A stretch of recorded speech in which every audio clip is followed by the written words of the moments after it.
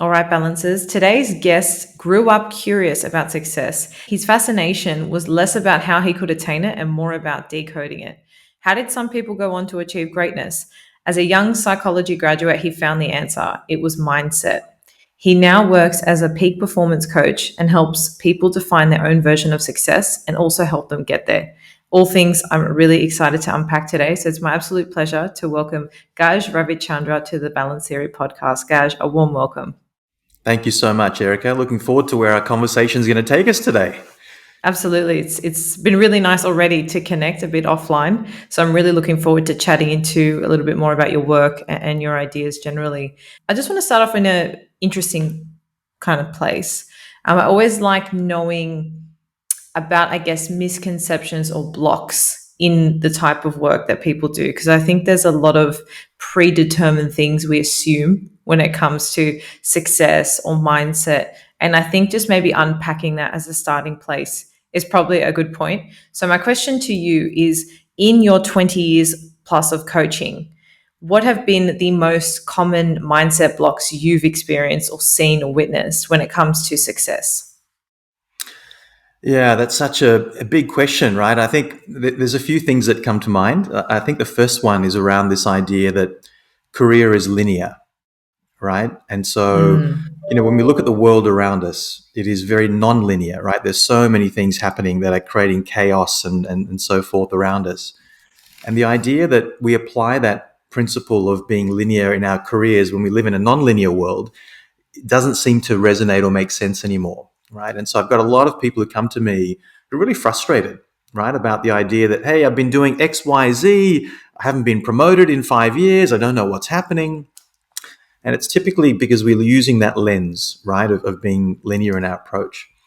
And so moving away from that means that you get to look at the world in a slightly more liberated way, right? And so that requires you to have some structure, someone to talk to, perhaps mentors, other people. And so that can be really exciting. And so assuming careers are non-linear means that we get to then look at a whole bunch of different options, right, when we think about our careers. And so I think that is one of the big ones that I come across, and particularly as we move into this fractional employment world, right, where everyone's got little side hustles that are becoming more mm. serious. Um, and so not only are we getting enjoyment from our side hustles, we're also now expecting perhaps some sort of commercial return, right, from that as well. And so I think Yeah, how yeah. do you commercialize, right, your side hustles is also important.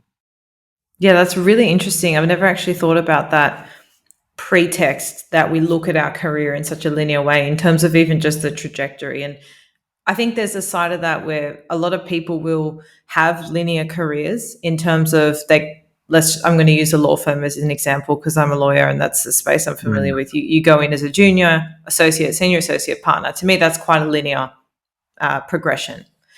So would you say then for a lot of people that this perception may be a block are for those people where that trajectory maybe isn't aligned for them, and potentially that block or that maybe let's call it resistance in terms of that?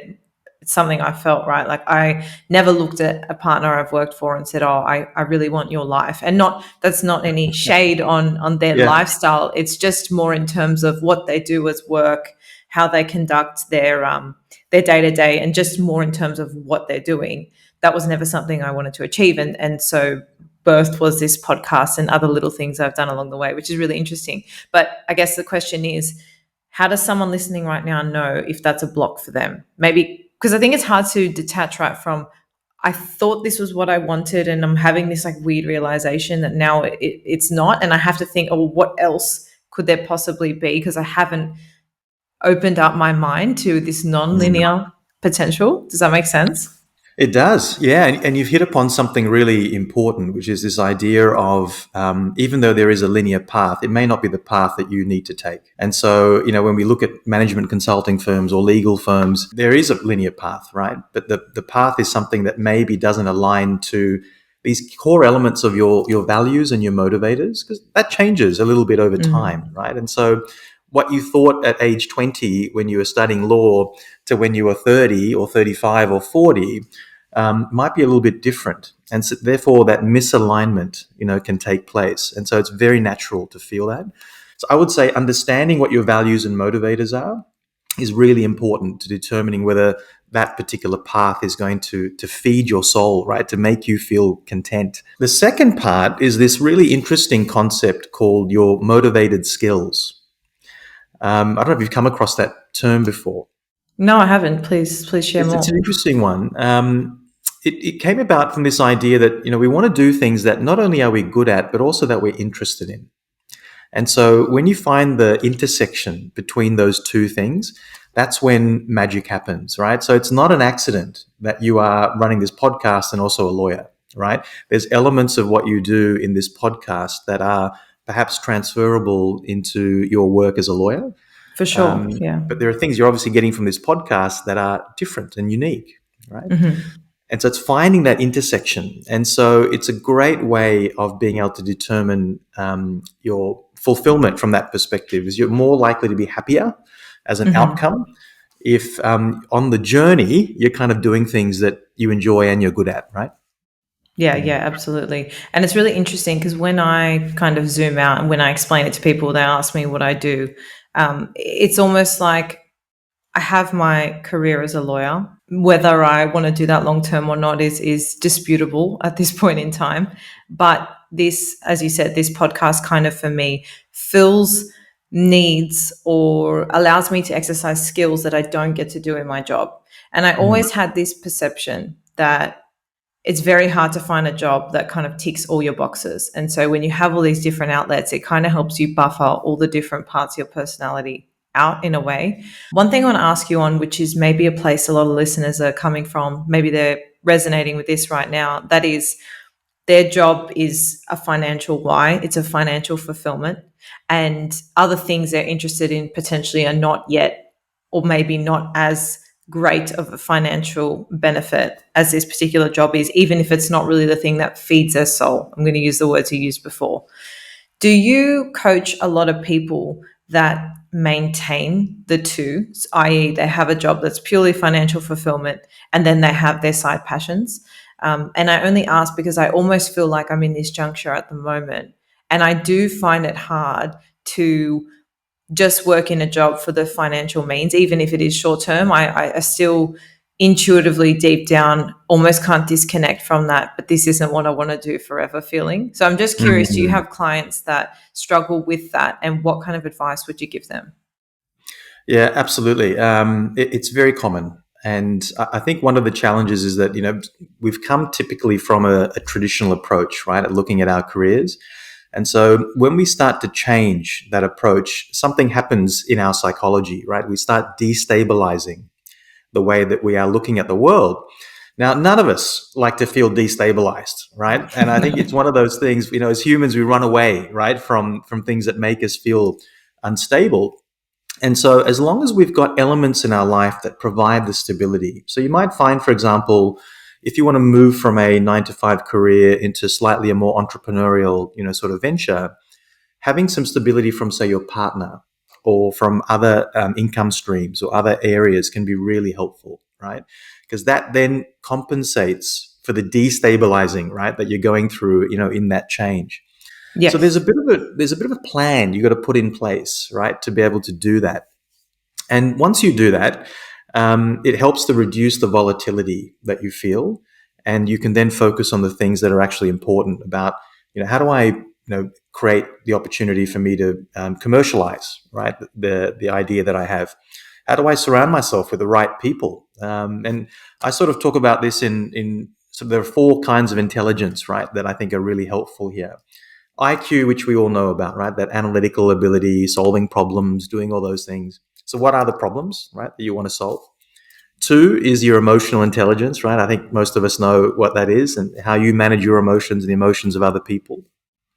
Then there's SQ, which is social intelligence, right? Who do you belong to? Who are the groups of people that are your peeps, right? Are the people that actually are important to you, that you learn from, that you also provide, information and knowledge to? And the last one, which I call CQ, which is commercial intelligence, right?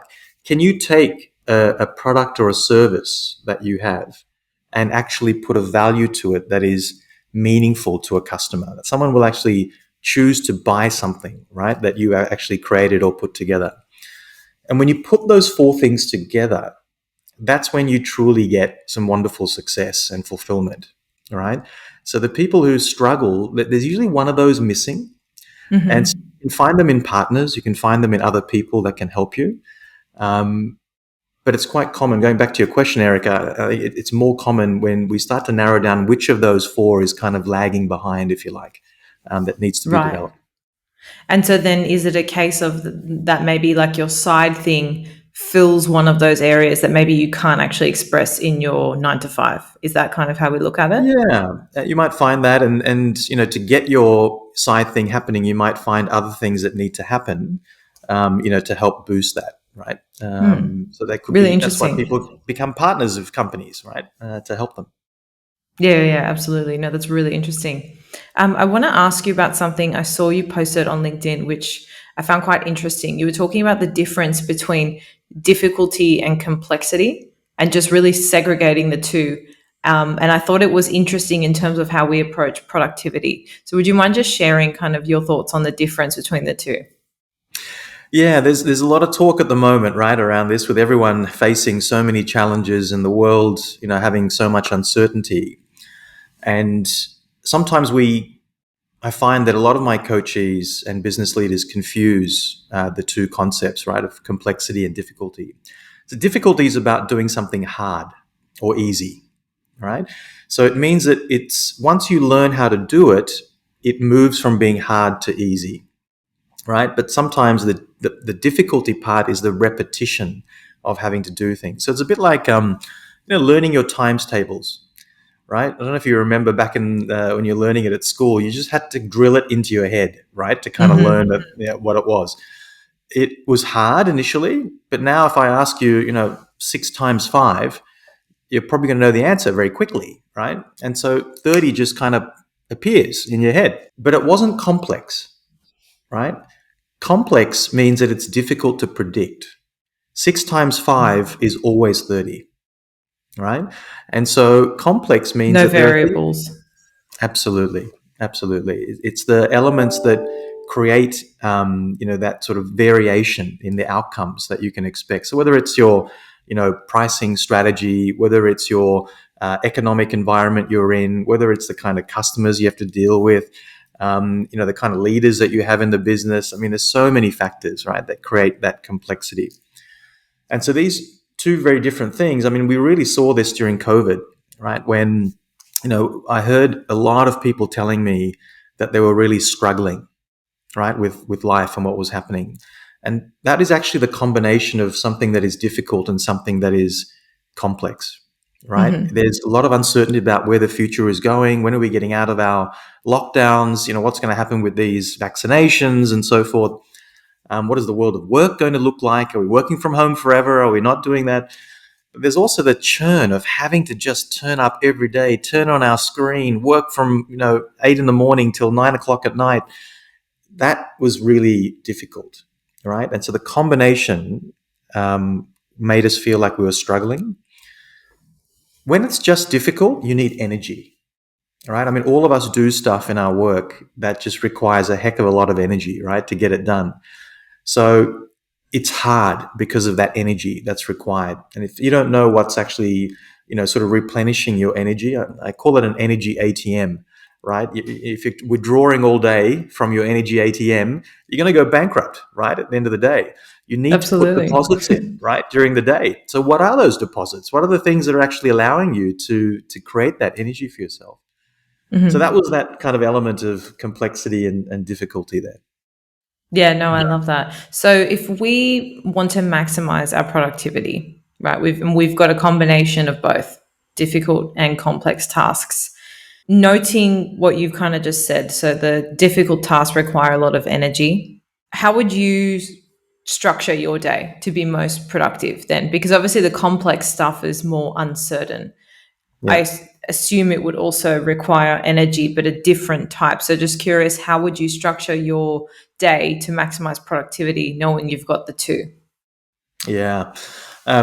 So there's a few things. So I'll give you an example for myself, right? I'm an introvert, right? So I'm very much focus comes from within. The energy comes from within. And so for me, a lot of my interactions with people, I try and do at the beginning of the day, right? Because I know that I'm going to have more energy then to give you. So I Hmm. try not to do my podcasts towards the end of the day where I know I'm going to be depleted, right, of energy. So for maximum productivity, I work out where my energy levels are and what are the things that are going to feed that energy versus take away energy. Now, I get Sure. energy also from the conversation, right, that you and I have, but it's also me sitting in front of a screen, right, which is not something that energizes me so much. Um, so finding those things and finding that balance is really important to do that. It's also Hmm. thinking through this idea of what we call job enrichment, right? And this is the idea that there are things in our jobs that enrich our lives and things that they suck, right? We just don't want to do them. And so how do we minimize and control, right, the elements of those components? Are there things we can delegate? Are there things that we can do, differently? Can we automate certain things so we don't have to focus on things we don't enjoy? And how do I embellish or increase, right, the things that actually I enjoy and that enrich my life? Sometimes even just starting to write a list of those things can be really helpful, right? To start breaking that down. So that Yeah. helps sometimes. Yeah, Mm. yeah, absolutely. No, I love that. I've definitely spoken in the past on the podcast about having an awareness in terms of where your energy is, because I know for some people they get this boost in the afternoon and they work. That's my fiance. He loves being up late through all hours of the night, but it's for me it's like after 5 p.m. I cannot function in front of a screen. Like it just Mm. I deteriorate as the day goes on. So I'm quite similar. I have a rule. I try and put all my meetings before midday, because if me for me, if I know I've got a meeting at the end of the day, it almost just like weighs on me all day long, Mm. because Mm. again it takes a lot of energy and I'm more Mm. energized in the morning. So that's a good way to look at it as well. And I think when you stack that on top of, if we just go back to like the difficult and complex, I think if you use that as a lens to look at your tasks and then work out what energy is required for those tasks, it might also be another way to kind of break down your time as opposed to just Yeah. looking at when do I have the most energy as well. So I think that's very Yeah. useful and interesting as well. There's an interesting thing around that the tasks that you have, and this I think it's one of the misconceptions as well, right? Which is the idea of multitasking, and that simply doesn't exist. So we Fallacy. all know what it's like, right? You're task switching between things. So I think in terms of high productivity, trying to really work out how do I get opportunities to focus on one task at a time, right? Do I need to lock myself away in a meeting room or do this from home, whatever it might be? Because on average, I mean, I think the research is really clear on this, right? It takes like 8 to 12 minutes to get back into some of these tasks that we Once switch the from. focus is broken, yeah. Yeah, absolutely. So we're losing a heck of a lot of time, right, on that. Yeah, Mm. that's why I also love, admittedly, I've been slack, and this is probably a good reminder to me. Anyone else who's been slack with it too. Time blocking is really good for that, where you basically just block out windows of your day pursuant to what tasks you've got on. I find that quite useful Mm. too. I think that there's a lot of really good points in there for people to pull out and potentially look or consider how they're structuring their day, and maybe ways they can just make it more easeful, right? Like the idea is you're not going to have less work, but it's how do you approach it in a way that just makes it a more easeful, enjoyable experience at the end of the day Yeah. where you can. Something else I also saw you post on LinkedIn. I sound like a crazy LinkedIn stalker now, but I was just having a look through your posts. Yeah. You were talking about the Johari window, and how it can help us increase self awareness. And this really piqued my interest. And I would love for you to share it with the listeners, because I've not had anyone talk about it on the show before. And it was like Mm. also the first time I've come across it. Mm. Um, my general belief is that self awareness is a superhero power, right? And I think, the individuals that demonstrate that self awareness tend to have higher levels of success. And so it's very much a 2 by 2 matrix, right? And the idea is that it looks at things that you know about yourself and what other people know about you, and what you don't know about yourself and what other people don't know about you, right? So if you imagine a box, divided into 4 equal squares, on the top left-hand side, you might have an open area, which is the things you know about yourself in terms of your performance, your personality, and so forth. but other people also know that about you, right? So these are the open areas, and you want to keep expanding those, right? Because they're usually strengths and things that other people are aware of. And then we might find that there's a box which are things that you know about yourself, but others don't know about you. It could be like a skill in negotiation, right? For example. And so you might be in marketing or in a technical role, and you want to move into something like procurement or into sales, right? But no one knows that you're actually a good negotiator, right? So therefore, you need to expose yourself. You need to gradually reveal, right, that this skill is there. And so there's all these different techniques to do that, so that it's no longer a hidden area. It's actually something that becomes uncovered, right, for you. Then we might have an unknown area, things you don't know about yourself, right, and things that other people don't know about you. And that's very much putting yourself into different situations, right, so that you can uncover these things that perhaps even you didn't know about yourself.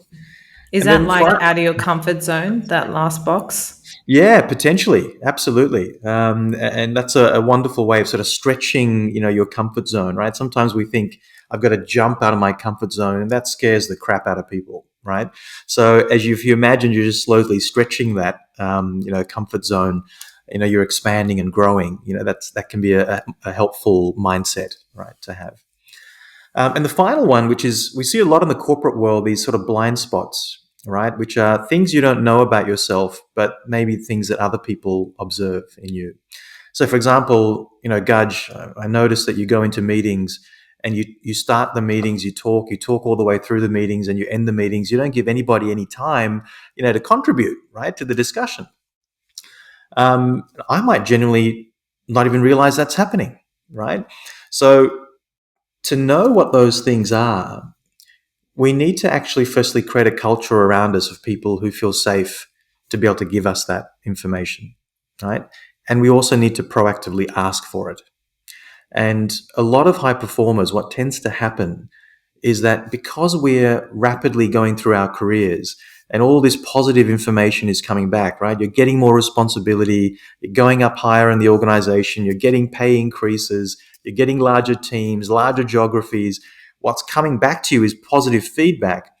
We're not necessarily looking for the elements that could be accelerators for us, right? And so we need to ask what they are, and we also need to create a culture around us where people do feel comfortable to do that. Yeah, I think this is a really hidden but very powerful opportunity.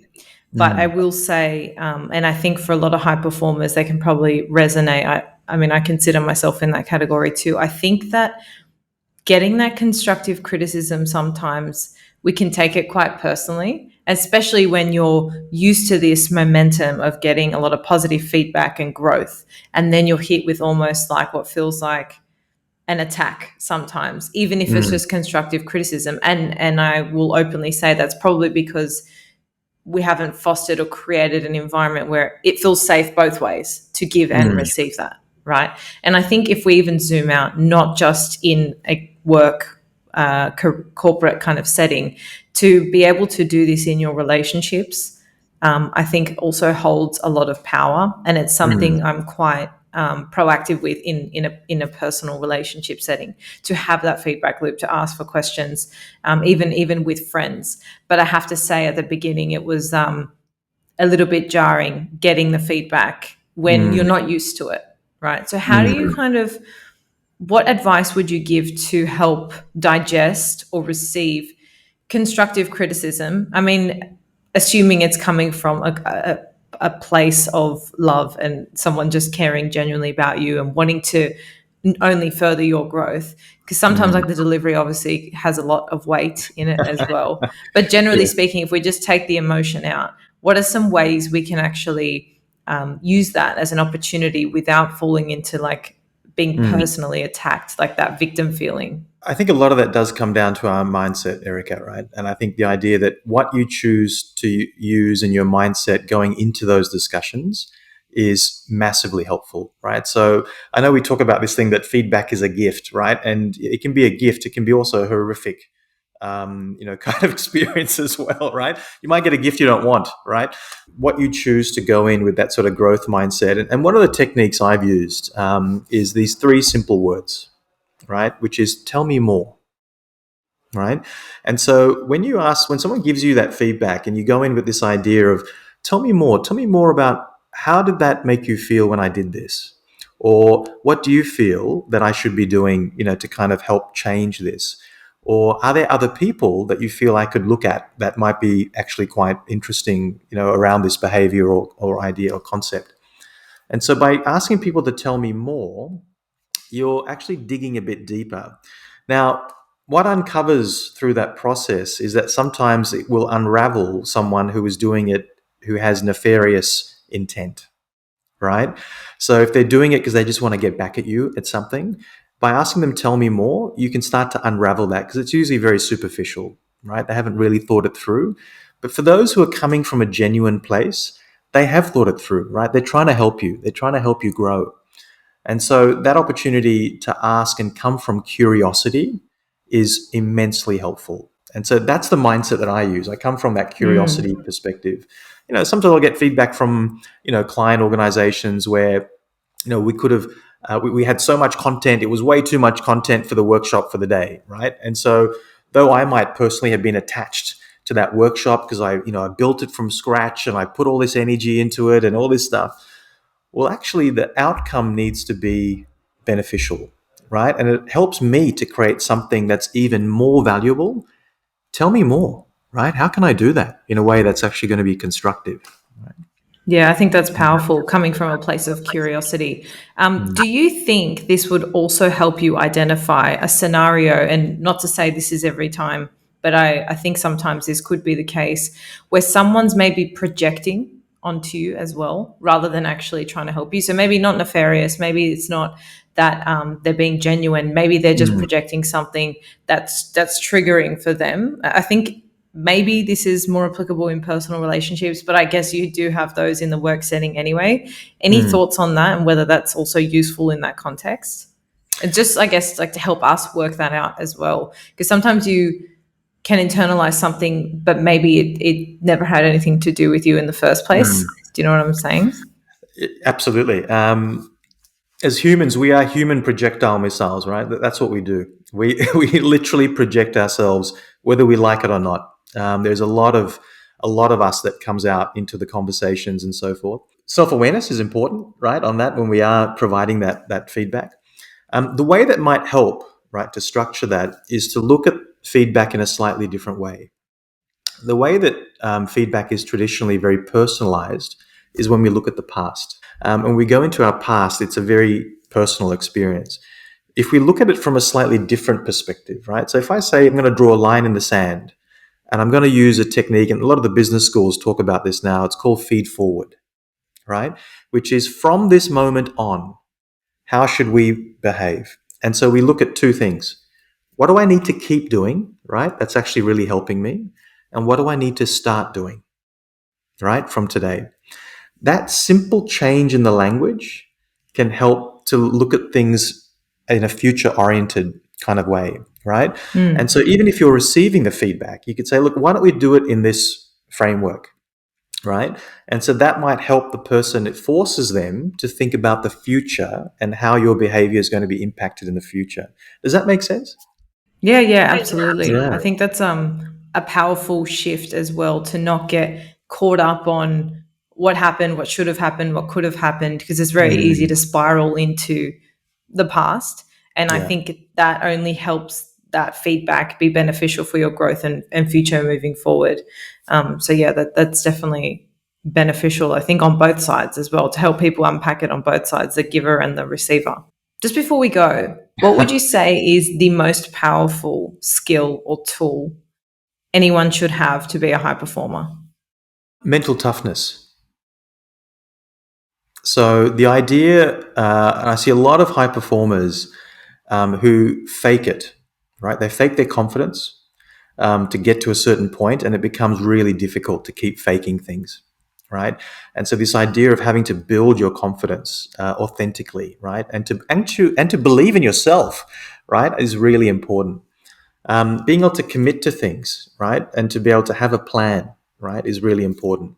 Being able to overcome challenges by taking risks and learning from your past is really important. And believing that you are the driver of your destiny, right, and that you can control your emotions, are all elements of this mental toughness component. And I think if you get on top of mental toughness, the research is very clear over the last 25 years, right? It is 3.5 times more effective in your performance than intelligence, Wow. right? So the research is there, and I think when we talk about it, people completely agree. I've never had anyone come up to me and say, "I don't agree that those elements are important in your life, personal life, professional life, whatever it might be." Right? Mm. Um, and so I would say that is probably the number one thing right now, considering that we also live in this super complex world. I mean, at the time of recording this podcast, there are kind of two wars going on. There are, there's recessions probably looming. There's all sorts of things going on, right? There's a lot of instability. A lot of people are feeling numb about things. And so you've got to be tough, right, to deal with this and to be productive in a way that helps yourself, your family, and the organization that you work with. Yeah, absolutely. I don't think I'd add anything to that. That's very powerful interpersonal skills to develop. And I think sometimes when we're talking about things in a work or corporate or just career context, it's always, above and beyond beneficial for you in your personal life as well, which I quite like because you're kind of killing two birds with one stone. And any work you do for yourself on the self-development, self-awareness front is only going to benefit you on all sides of your life. So I've really enjoyed this chat. I've really appreciated you downloading your wisdom and just getting to know a little bit about you and your work as well. So I appreciate you coming on the show. For the listeners who want to connect with you, maybe have a chat following this podcast, just follow along your journey generally, where's the best place they can go? And I'll pop some links in the show notes. Yeah, I think, feel free to stalk me on LinkedIn. No issue with that whatsoever. You have a good time. A lot of good content. I am on Insta, but I think LinkedIn tends to have most of the content on there, which I think is helpful. Absolutely. Well, if anyone's unsure, I have the link to that. So I will put that in the show notes. Thank you again so much from your time. And I look forward to continuing to learn from you. Yeah, thank you. And vice versa. Thanks so much, Erica. I love what you do.